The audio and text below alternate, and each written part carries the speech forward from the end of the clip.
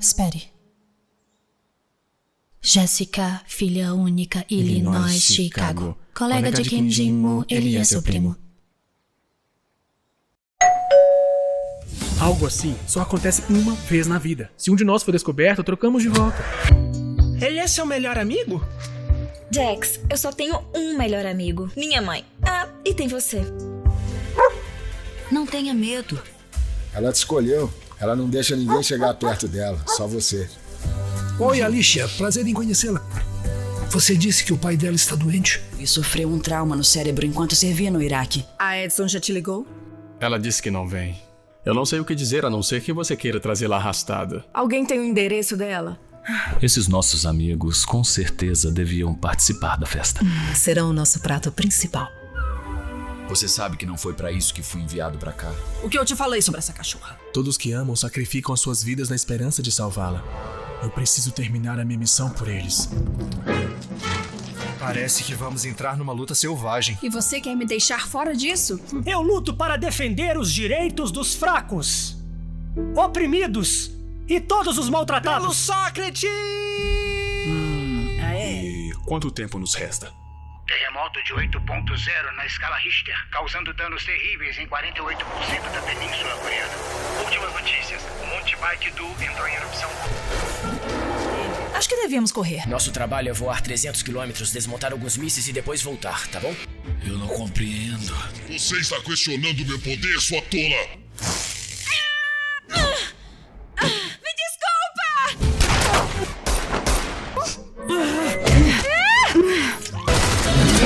Fogo!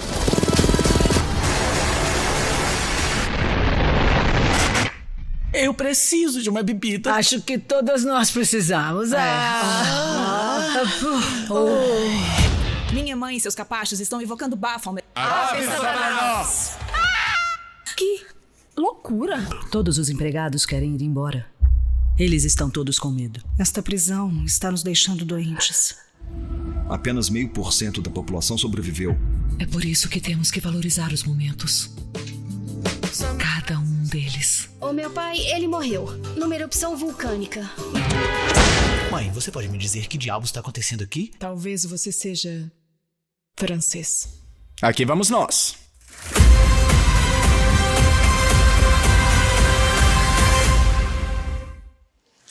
Versão brasileira, Scriptus.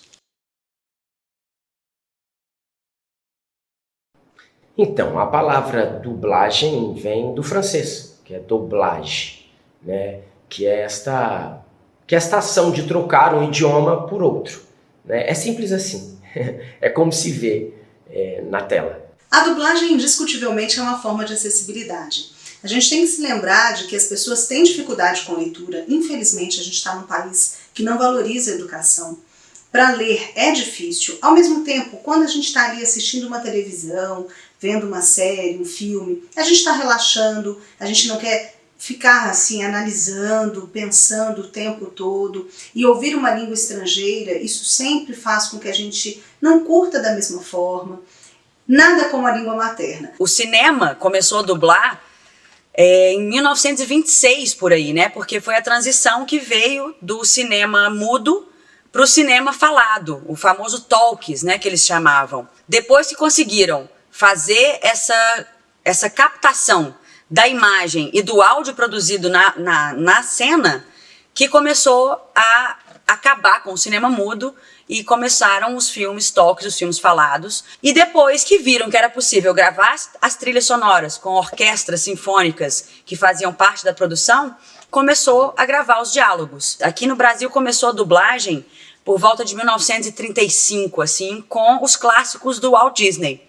Então, dos primeiros clássicos que a gente tem é Branca de Neve e os Sete Anões, que é um marco mesmo, né? Na história do cinema, na história da animação, na história da dublagem. Então, hoje a Scriptus Comunicação, ela faz esse processo da dublagem desde o início, que começa pela tradução, né? O recebimento do cliente, a tradução, até a finalização com a mixagem e entrega para o cliente, né? O controle de qualidade e entrega para o cliente. E no meio desse caminho acontecem várias etapas. É muito interessante porque quando a gente pensa na dublagem, a gente não imagina o quão artesanal é esse trabalho, né? E quantas mãos estão envolvidas nesse trabalho, apesar de esses trabalhos não serem feitos juntos. Não senta todo mundo junto para dublar, não senta todo mundo junto para fazer, né? Então você tem várias equipes, várias frentes de serviço, cada um vai fazer uma parte, um pedaço, por isso que é muito artesanal. Então a gente começa na tradução. Da tradução, isso é enviado para uma pré-produção, que vai fazer um mapeamento, vai avaliar o que realmente precisa ser dublado, o que não precisa ser dublado, quem são aqueles personagens, para que seja enviado para uma pessoa que vai fazer a seleção dos atores que vão fazer a dublagem do filme. Então depois que a gente mapeia, a gente vai enviar para uma pessoa que vai fazer esse casting. Desse casting é onde a gente vai então colocar esse projeto para começar a produzir. Aí sim a gente entra na parte de produção da dublagem, que é a parte onde todo mundo conhece um pouco, que é entrar no estúdio, ir pra frente do microfone e dublar aquele filme. Só que não acaba aí, né? É na hora que termina essa produção, a gente entra na terceira fase, que é a pós-produção. Que é aí onde a gente vai fazer a revisão de um filme, né? Um documentário, um projeto que, né, nós estivermos trabalhando. E depois dessa revisão, vai passar por um mixador, que vai fazer o ajuste, a equalização de vozes, vai colocar efeitos. Por exemplo, uma pessoa que está falando no telefone e eu recebo a informação de quem está do outro lado da linha, e você escuta aí do outro lado da tela, você vai escutar como eu estou escutando aqui, através do fone do telefone. Uma pessoa que está falando num megafone, num alto-falante, num hospital. Então tem essa parte da mixagem que vai tratar todas as questões sonoras do projeto que a gente está trabalhando. Após a mixagem, esse projeto retoma, volta para a Scriptus Comunicação para fazer o controle de qualidade. E esse controle de qualidade vai avaliar, vai assistir o filme como você assiste aí na sua casa. E aí, falando disso, dentro desse processo todo de pré-produção, produção e pós-produção, nós temos em média 30 pessoas trabalhando no projeto. É muita gente, entre atores, diretores, tradutores, revisores, mixadores, controle de qualidade e é isso. Nenhuma distância é muito grande agora, você vem voando e se aproxima. E avidamente, buscando a última luz, você, borboleta, é queimada.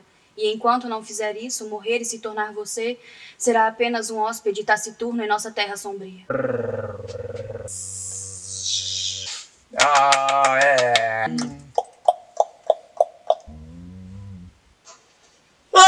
Mas o que foi isso? Esconda-se, rápido! Deu, né? Vamos de novo, porque o Bem-vindos tem que ser mais rápido. Gravando. Antigamente todos os dubladores trabalhavam juntos no estúdio. Eles assistiam a cena e todos os envolvidos gravavam juntos, então tinha um tempo de cena coletiva.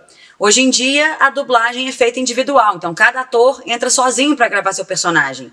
E o diretor tem um grande papel nisso, porque é ele que faz a junção dessas vozes no final. Então antigamente tinha a questão da agilidade para dificuldade de todos gravarem juntos. Então, se um errasse, todo mundo tinha que fazer de novo. E hoje, com a tecnologia, a gente tem agilidade na gravação, mas um cuidado maior com a interpretação, porque não tem outros atores, não tem outros dubladores para dar o jogo de cena. Então, o diretor é fundamental para ajudar a tirar essa emoção necessária para o personagem. Ele tem o conhecimento da obra como um todo. É ele que auxilia o ator a trazer a emoção necessária para o personagem. Primeiro, você recebe o filme, o vídeo, né, com o filme completo, e um script, geralmente com um script de legenda. E aí a gente traz ele para o português, traz ele para o formato da dublagem, que aí já é uma outra coisa, já é um formato em Excel, já não é em Word, né? Já é um formato que demanda minutagem, que é o time code, né? A hora que a fala entra, que determina que você tem que colocar quem é o personagem que está falando, que você tem que colocar as reações dos personagens que estão envolvidos na cena, além do texto que está sendo falado.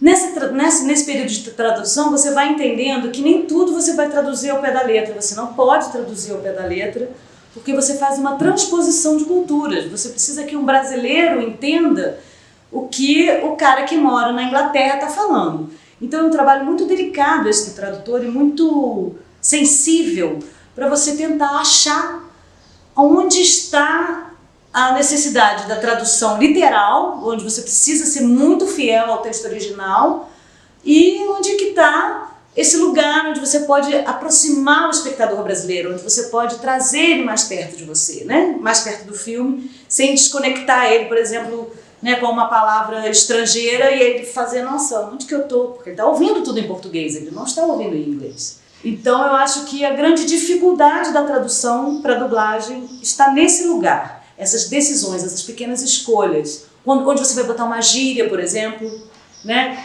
Essa gíria não pode ser datada, porque daqui a 20 anos a pessoa vai assistir o filme e você pode usar uma gíria muito datada que a pessoa não vai nem entender o que é. Né? Então, são esses pequenos cuidados que fazem da tradução para a dublagem um trabalho muito delicado e muito sensível.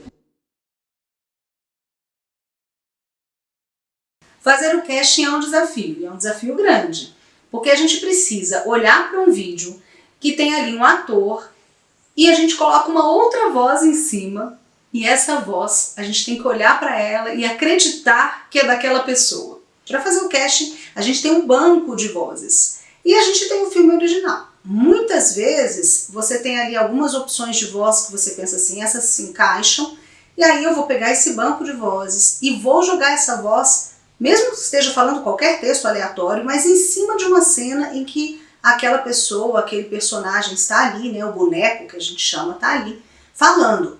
E eu vou ver essa voz em português em cima do rosto dele.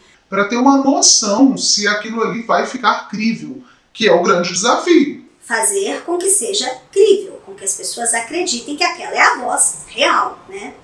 Então a gente vai fazer sempre esse match de voz. E match de voz não significa que a voz tem que ser uma voz similar à do original. Eu preciso que a voz acompanhe toda a estrutura corporal e física da pessoa, né? O ator ele precisa dar a interpretação que aquele personagem pede. E o objetivo é esse, né? O objetivo fim é a pessoa assistir e falar, nossa, nem pensei que estava dublado. Eu sei que está, mas nem parei para sentir isso, porque parece real. Eu falo sempre isso, quando a gente vê um filme e não sente que está dublado, então aquilo ali é crível, e aí a gente fez um bom trabalho. Ok, gravando. O Tommy não tem relação com selvagens. É uma estação nova, ele estava ajudando, ele é um bom garoto. Beleza? Eu vou com eles! Então, vamos partir do princípio que dublagem é um bom áudio com uma boa interpretação. Nós precisamos destas duas coisas para que o projeto aconteça da melhor maneira possível. Bom, o DRT vai te permitir ser dublador, dubladora. Mas é a formação, é o conhecimento técnico que vai te permitir ser um bom dublador e uma boa dubladora. Né? O DRT ele vai te permitir exercer o ofício. E a formação vai te instrumentalizar para que você possa exercê-lo bem. Né? Que você possa ser muito bom no que você faz. E não tem, né? Acho que não tem limites para o conhecimento. Acho que quanto mais a gente busca aprimorar, se cuidar, se conhecer, né, tecnicamente e até psicologicamente também, acho que isso melhora a nossa performance dentro do estúdio também.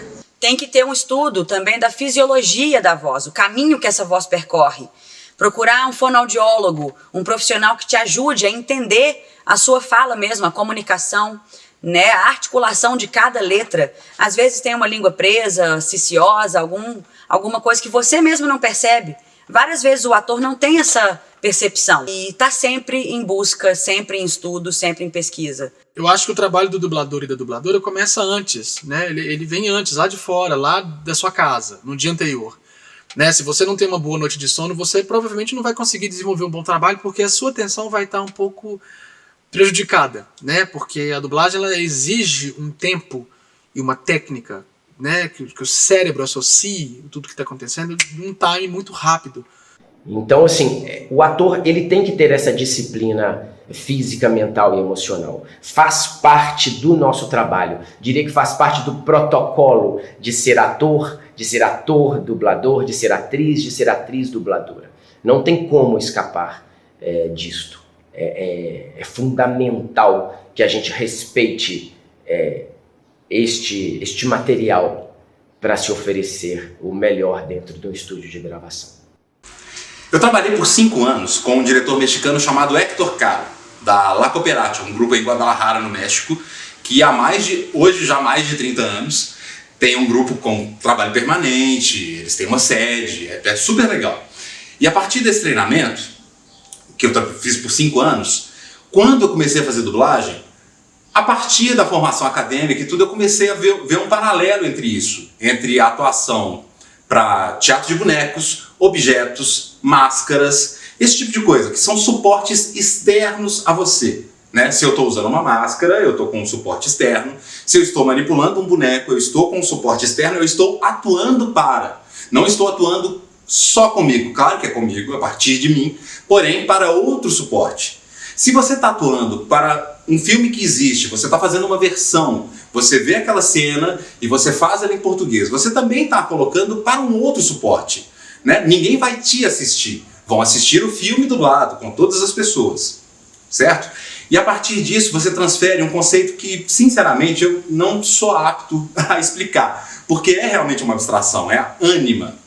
É um conceito que você vê presente em rituais, em povos ancestrais, né? Esse tipo de coisa. A partir do ritual, e o teatro é ritual, fundamentalmente. Aí é, inclusive, uma crença minha, mesmo, de que o teatro pressupõe um momento ritualístico. É o mesmo ritual de quando você vai gravar. O momento da gravação, o clique, por mais que você tenha isso em digital, esse momento tem que ser, sabe, você vai gravar uma cena de 15 segundos, não interessa. O momento do take tem que ser mágico para você. Você tem que estar ali, naqueles 15 segundos, conseguindo dar a sua vida inteira, o máximo possível. A interpretação que a gente segue, né, que é a partir do guia do boneco, da boneca, que é aquela guia que você tem ali na tela, já feito a partir do original. Então, para nós é muito necessário que esse ator corresponda ao que está na tela para que esse produto tenha este compartilhamento como o original na voz desse ator, no nosso caso, desse ator brasileiro. É uma atuação para um suporte externo. E a partir disso você transfere, a ânima seria isso, essa transferência, essa energia que você coloca no suporte externo. E isso é muito importante dentro da dublagem, ao meu ver, principalmente quando você está lidando com filmes não realistas, desenho animado, que essas coisas têm uma lógica interna dentro da sua abstração. E você precisa seguir com isso, você precisa colocar a ânima no objeto inanimado. Porque se você der só o play e tiver só a imagem animada sem o áudio, vai faltar alguma coisa, não vai? É isso que a gente está fazendo aqui, a dublagem serve para isso, para você fazer uma outra versão. Tem um termo que eu uso muito com meus alunos chamado aderência. É um modo de eu explicar que este boneco, que é esta boneca que está ali na tela, chegou para mim. Eu encontrei ela e a gente vai se entender durante todo o período que estivermos fazendo o projeto, sabe? É como se realmente ficasse muito próxima a mim em questões vocais e também em questões de reações, né, que é outro fator muito importante, né, dessa percepção do ator. Né? Uma dublagem não se faz só de frases e também de sons, né, de reações, de eu perceber o que está me oferecendo e eu entregar aquilo daquele tamanho, né, com aquele sincronismo, que é algo também importantíssimo e fundamental, que é encaixar a frase na boca daquele personagem, daquela personagem, levar aquilo realmente ao lugar que se deve estar. Dentro da contação de histórias, eu conseguia enxergar e ouvir a palavra de uma forma diferente quando você está com um personagem. A contadora de história, ela tem que ter uma magia diferente em cada palavra pronunciada. Que às vezes a história ela vai ter apenas uma palavra dita. Vai começar falando era uma vez, e esse era uma vez tem que vir, como ela dizia, essa contadora, é visceral. É só a sua voz que aparece. O seu corpo, ele fica em off, né? E é uma magia você saber quem faz aquela voz. Quem é o corpo que habita aquela voz. É um trabalho com a sua respiração, com o seu diafragma, a postura, quando você entra para dentro de um estúdio para falar qualquer coisa, o seu diafragma tem que estar livre. Você tem que ter uma saúde, até mesmo de estrutura muscular muito boa, para você às vezes aguentar 3, 4, 5 horas em pé, ou às vezes até o dia inteiro, com um personagem às vezes que vai te exigir emoções extremamente altos e baixos. Ela vai estar com a voz aqui suave, de repente ela vai aumentar a voz, de repente a voz dessa personagem vai lá para baixo, e o seu corpo tem que estar preparado, né? Não só a questão do talento do dublador, não é só ele ter uma boa voz, ele tem que ter uma consciência do que significa uma palavra, do movimento dessa palavra, ele tem que ter uma consciência que o corpo dele aguenta, sabe, horas dentro de um estúdio. Ele tem que hidratar bem o seu corpo, ele tem que estudar, coloque alma na palavra. É uma palavra que ele vai falar em cena, mas que seja essa palavra falada com alma, com emoção, com uma dança gostosa, porque muitas das vezes a gente consegue mudar uma interpretação de um ator. Quando ele fala de uma forma, aí você pensa assim, caramba, seria interessante se ele falasse assim. Então, como dublador, você pode colocar, sabe, vestir melhor essa palavra e fazer com que ela flua com mais harmonia, com mais propriedade dentro daquele diálogo. Então a gente espera realmente que esse ator seja ainda mais observador pela rapidez com que a gente precisa que aconteça o resultado. E isso tudo parece um clichê, mas ter a verdade no que está se fazendo é algo que permeia nosso trabalho de atuação o tempo todo, no teatro, no cinema, na TV, na dublagem. Eu tenho que acreditar, eu tenho que defender este projeto do começo ao fim. Eu tenho que ter entendimento do que eu estou falando, do que querem de mim e do que eu tenho para oferecer. Isso é necessário e fundamental para que um ator desenvolva um bom trabalho também dentro do estúdio de dublagem. Uma das coisas assim que nós buscamos é esse ator também que ouve o diretor. Dentro do estúdio você tem uma parceria mesmo, que passa pelo técnico, que passa pela direção e que passa por esse ator. E também que vem desse ator para esse diretor, que vem para o técnico, e aí vai criando essa tríade ali de entendimentos, né? O ator tem que entender que o diretor está ali para orquestrar e chegar no lugar com a obra inteira, né? É o diretor quem vai dar as conduções, as linhas, os entendimentos, porque vai montando este quebra-cabeça, essa colcha de retalhos para se transformar num único produto. Então é muito fundamental, uma das coisas fundamentais é esse ator dentro do estúdio, na bancada, esse ator entender que esse diretor está ali com ele e que ele precisa que esse ator o ouça. Dentro do estúdio a gente precisa de uma certa disciplina, né, para que o trabalho flua, para que a gente consiga ter um bom rendimento e um bom resultado. Então não adianta eu chegar aqui no estúdio e ficar pensando no que eu tenho que fazer depois, ou no que eu já fiz antes. Ou se eu tenho uma reunião daqui a algumas horas, ou se eu tenho um ensaio para fazer depois, ou se eu estou cansado de um ensaio que eu vim agora antes de vir para o estúdio. Sabe, isso não nos interessa. A gente precisa do seu trabalho de forma completa. Eu sei que você não desiste das coisas, treinador.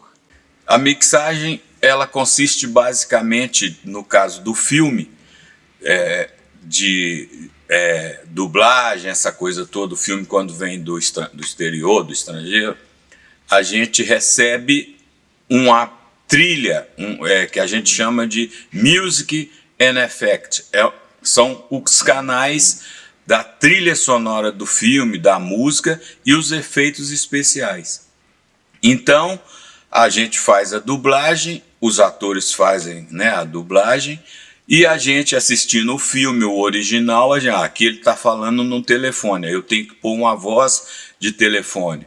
Aqui ele fala no megafone, eu tenho que simular o som do megafone. Eventualmente a gente recebe alguns filmes que essa ME, essa trilha de efeito e música, ela vem com algum defeito ou faltando alguma coisa, ou mesmo a gente tem que dar uma expressão local. Às vezes um mixador lá, ele colocou um efeito que estava muito alto, na língua dele tinha sentido, mas na nossa não tinha. Parece que é um trabalho assim, boçal, que você chega e põe numa altura e já tá. Não, você tem que interagir com o filme, com a interpretação do ator. Tem filme que às vezes, nessa cena precisava do barulho do fósforo, mas o diretor do filme às vezes nem queria isso. Não, eu não quero. Mas na nossa língua requer, então é um pouco diferente. O cinema também acontece isso. Às vezes o artista lá, o original, ele falou uma palavra de um jeito que na nossa língua, se a gente pronunciar, ela não tem expressão, ela fica sem ataque. Aí a mixagem a gente faz esse equilíbrio todo, da música, do Foley, né? Foley são os efeitos especiais que a gente coloca, um ruído de porta, uma pegada de chuva, alguma coisa assim. Então a mixagem consiste basicamente na gente fazer esse equilíbrio e dosando e pondo num padrão técnico, né, que possa ser reproduzido em qualquer lugar. Bom, e agora vou mostrar para vocês, né, demonstrar um pouquinho de como é o processo da gravação aqui na Scriptus, né, como a gente faz, como é a captação. Vocês estão vendo aí agora a forma como nós daqui, né, nós dubladores, vemos, né, a nossa visão periférica, vamos dizer assim, né, a tela, a visão aqui do operador.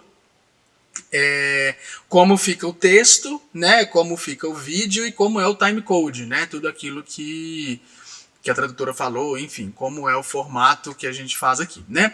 Então, quando eu estou aqui, né, já no meu momento para gravar, sempre uma garrafa de água do lado, né, sempre aquecimento vocal antes e postura, né, coluna, diafragma, respiração. Tirem todo e qualquer objeto que vá fazer algum tipo de barulho, algum ruído.